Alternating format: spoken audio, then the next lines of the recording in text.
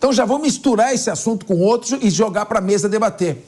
A Diretoria de Inteligência Nacional dos Estados Unidos expressou preocupações sobre a possibilidade do TikTok, olha a guerra com a China, controlado pela chinesa ByteDance, influenciar as eleições americanas. A agência e o FBI destacaram os riscos associados à plataforma. Relatórios apontam que a China já tentou influenciar as eleições intercalares de 2022, utilizando contas da rede social para direcionar candidatos e manipular conteúdos. Em resposta, a Câmara norte-americana já aprovou uma lei exigindo a venda do TikTok ou sua proibição no país. A empresa chinesa, que é dona da plataforma, no entanto, alega que toma todas as medidas contra a desinformação e para proteger as eleições globais. Isso, claro, é óbvio. China vai influenciar as eleições norte-americanas para quê? O Trump já declarou que vai fazer uma guerra econômica sem precedentes contra a China. O Biden já está fazendo. Qualquer que seja o presidente, todos os partidos republicanos, democratas e partidos independentes, como Bernie Sanders, já chegaram à conclusão de que a China é o inimigo a ser batido e vão declarar uma guerra econômica à China. A principal razão para que os Estados Unidos se envolva diretamente em Taiwan são as fábricas de microchips, microprocessadores que lá se encontram. Já estão montando uma fábrica como essa no Arizona. Há uma guerra entre Estados Unidos e China, guerra econômica, e a China disse, Xi Jinping falou, não descartamos o uso de força para a retomada de Taiwan. A Rússia, nesse momento, com a guerra que está travando com a OTAN, está transferindo tecnologia militar e tecnologia nuclear de ponta. E a China pretende chegar até 2035 a 1.500 ogivas nucleares. E embora os Estados Unidos ainda tenha superioridade militar clara em relação à China, a guerra vai se travar dentro do território chinês. Então, estamos vendo isso. Rússia, eleição na Rússia, eleição nos Estados Unidos e a escalada militar em direção a duas guerras. Uma guerra mundial, em razão do leste europeu, e uma guerra mundial no sudeste da Ásia. Diogo da Luz, eu tô com medo e não tenho para onde fugir, porque no planeta Terra inteiro vai ser destruído. E ainda vai ficar sem o TikTok? E vão ficar sem o TikTok. Olha, é de preocupar mesmo, porque a gente vê, o mundo vem passando um tempo de mais calmaria, as pessoas começam a relaxar e começam a não acreditar nas possibilidades piores. Foi assim em todas as guerras, foi assim na Segunda Guerra, né? Embora próxima da Primeira Guerra, ninguém acreditava que os alemães fossem fazer o que fizeram. Não é nada, não, é só a Polônia, não, é só a Áustria, não, é só não sei o que, agora é só a França. E quando foram ver, a coisa tomou uma escalada muito grande. E o que a Rússia está fazendo é muito parecido com o que os alemães fizeram lá atrás. Com argumentos pífios, absolutamente pífios, foi tomando espaço da Ucrânia. O argumento mais forte que se poderia dizer é que quando era a União Soviética, lá colocaram muitas coisas da União Soviética, mas a União Soviética deixou de existir já faz muito tempo. Então não tem sentido essa discussão. E a gente vê esse crescendo muito grande. E sobre Taiwan, passou da hora de fazer não só essa fábrica em Phoenix, de muitas outras fábricas de chips, de muitos outros lugares. Não é possível a gente continuar até hoje tão dependente do chip só de Taiwan. São extremamente competentes, fazem com qualidade e preço baixíssimo, mas não é possível que nenhum outro lugar do mundo consiga fazer isso também, porque o risco fica enorme. E depois ter que manter a independência de uma ilha colada na China, cada vez mais forte, cada vez militarmente mais forte, vai ficando muito difícil mesmo. Eu acho que o mais importante a fazer é acabar com essa dependência tão grande dos chips de Taiwan. Guilherme Mendes, os Estados Unidos vem sofrendo um processo progressivo de desindustrialização. Indústria automobilística, indústria de eletrodomésticos, indústria de componentes de microcomputador. Onde está essa indústria?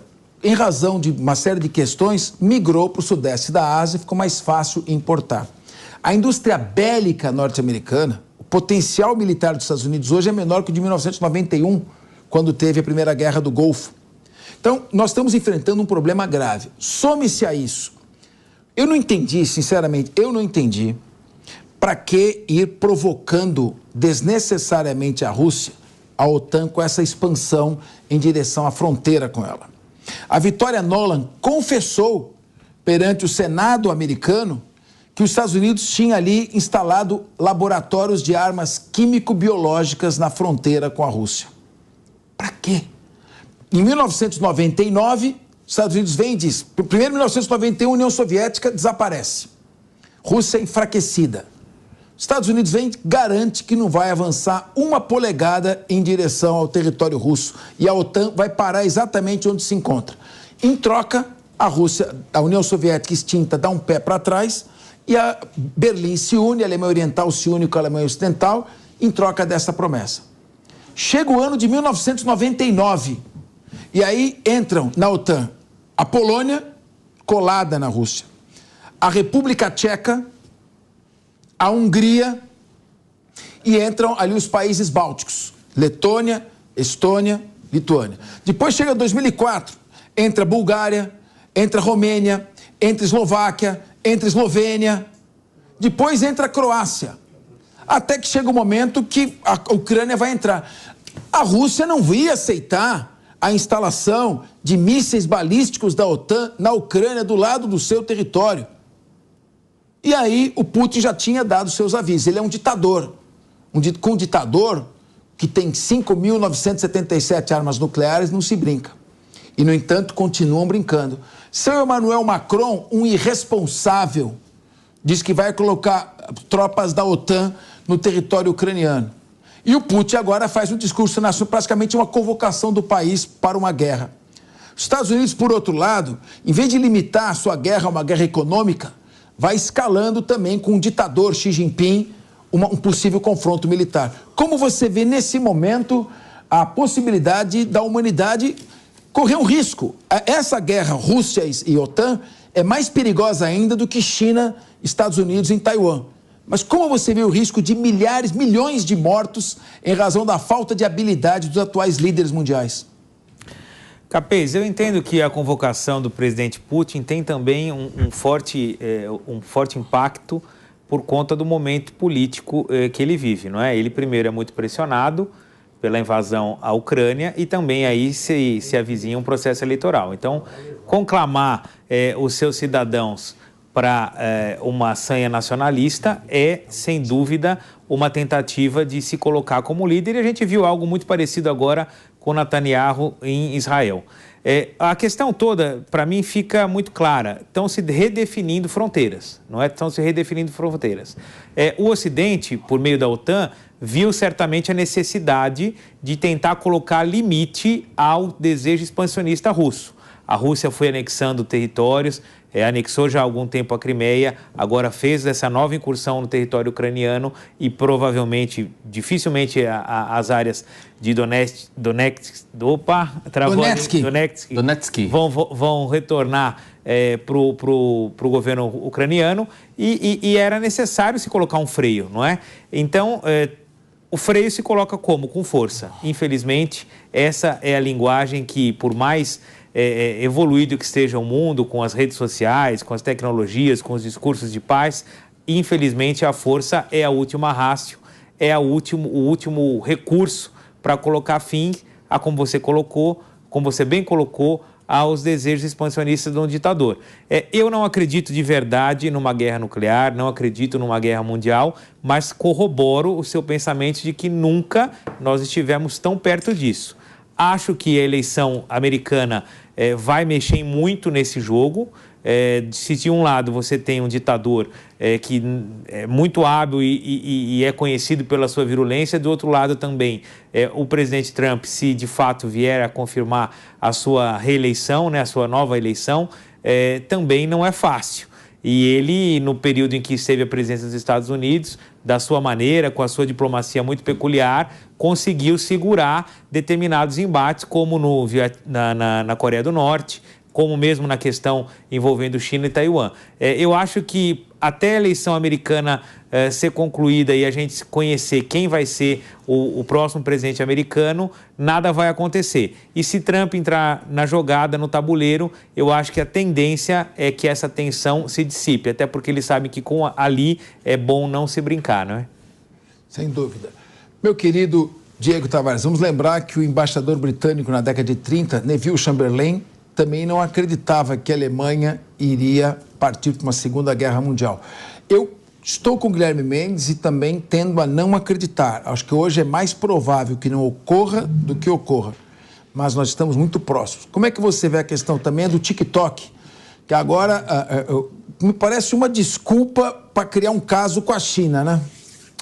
Olha, Capês, eu queria primeiro elogiar a fala do Gui, porque é raro aqui a gente concordar em alguma coisa, né, Gui? Opa! Mas eu acho que o Gui diagnosticou bem esse momento mundial e deixou, acho que foi implícito na fala dele, como foi prejudicial para o mundo ocidental e para o mundo todo, de forma geral, ter à frente dos Estados Unidos, que sempre foi o grande fiscal do mundo, um presidente fraco como o Joe Biden, né? Que não representa pessoalmente a força que é a maior democracia do Ocidente, que são os Estados Unidos.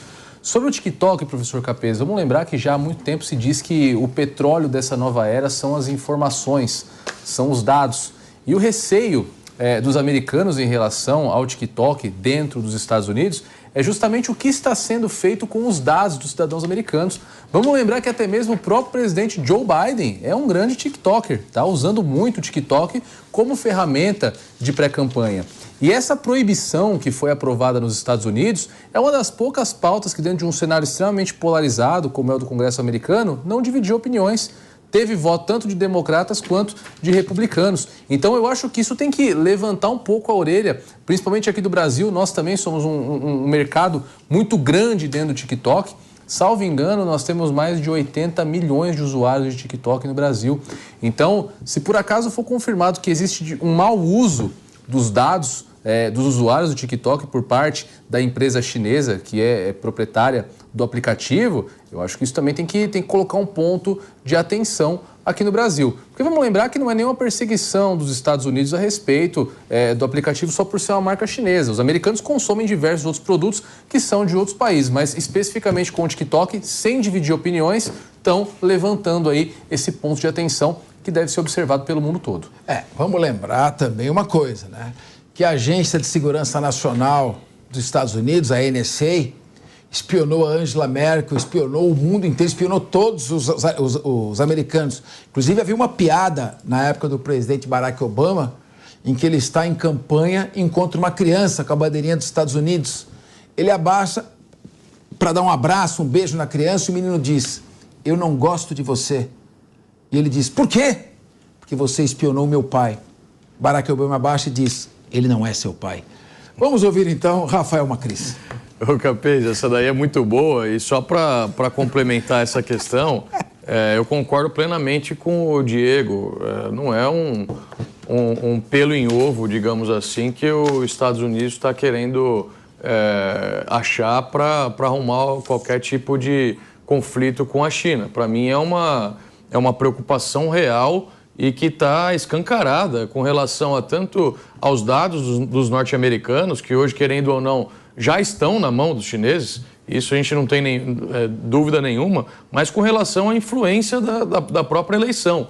Um fato curioso, Capês, é que, apesar do aplicativo TikTok ser chinês, na China não existe o TikTok. Muita gente não sabe disso. Os chineses não têm acesso ao TikTok da mesma forma que o Ocidente tem. Nem essas brincadeiras idiotas que a gente vê aqui no Ocidente, né? Que degradam a juventude. Exatamente. Qual que é o objetivo da empresa chinesa com o TikTok no Ocidente? Disseminar vídeos virais e prender o máximo de atenção da população colado com o olho na tela. Na China, por outro lado, Capês, o aplicativo TikTok, ele chama Douyin. E sabe para que ele serve na China, Capês? Para divulgar material didático e não conflituoso. Ou seja, na China ele serve para passar informação de valor para a população, para as mais de 1 bilhão e 300 milhões de pessoas. Para o resto do mundo, Ocidente, Estados Unidos, Brasil, é para quê? para levantar informações dos países, para interferir a maneira de pensar das pessoas e para ganhar muito e muito dinheiro.